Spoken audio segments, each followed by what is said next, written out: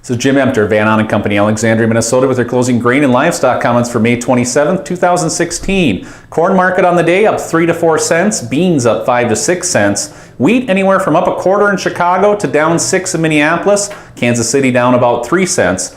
Feeder cattle on the day up 130, live cattle up about $1, and hogs mixed on the day. When you look to the weekly trade, corn market up 18 on the week, beans up 12, wheat market up 13 and a quarter.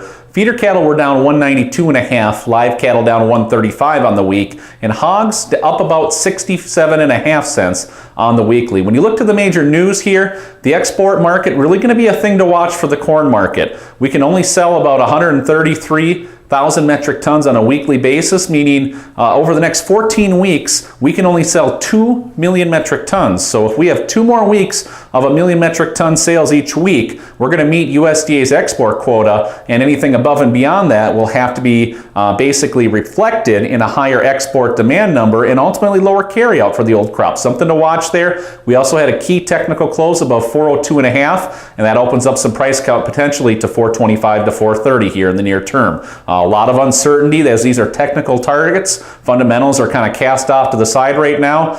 We've got good planting, good weather conditions, so that may come around to haunt us down the road, but right now the market's trying to make a run and we just got to be ready. The bean markets continue to chop. A rally above 1080 could open up new upside price counts. A break below 1041 could confirm a top and ultimately allow us to break down more, but a lot of that's pending off the meal, and we did have a negative day in the meal, down about $7 in the nearby, and that's going to be something to watch coming into Tuesday. The wheat market, great crop coming. We might have a little too much rain right now, something we're going to have to watch into next week, but for right now, that wheat kind of teetering on the bottom here and trying to figure out whether it wants to extend lower or just kind of stabilize here a little bit. And until we get past this rain, an excessive rain for that matter, we'll just probably chop around here a little bit.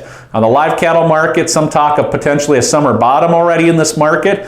We got a negative report. We balanced out on the bottom here again and have bounced nicely to finish this week. And that's encouraging to see, but getting much above feeders above the 150, 155 mark and live cattle above 120 going to be tough to do in the near term. Hog market still looking for that choppy tone. Great exports this week, but we're still got good production numbers around and going to be tough to really look through details there to see this market extend above 83. So more of a chop tone there. This has been Jim Emter, Van Ahn & Company, Alexandria, Minnesota. Trading in futures and options involves risk of loss and is not suitable for all producers. Past performance is not indicative of future results. This is a solicitation.